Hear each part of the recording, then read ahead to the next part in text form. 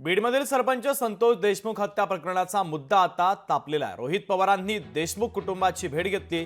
रोहित पवारांनी देशमुख कुटुंबांचं सांत्वन केलं। हत्या प्रकरणामध्ये आरोपींवर कारवाई झाली पाहिजे, रोहित पवारांनी ही भूमिका आता मांडलेली आहे।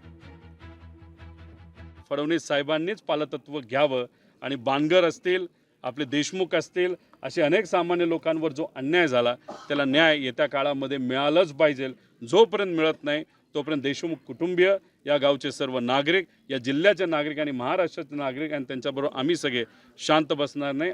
याच्यामध्ये खोलात जर आपण गेलात तर एक खूप मोठं रॅकेट आपल्या सगळ्यांना बघायला मिळेल। खरं तर 9 तारखेला जी गोष्ट घडली त्याच्यामध्ये मोठ्या मोठ्या लोकांचा हात आहे। आता सामान्य लोकांना सुद्धा हे पटलेलं आहे।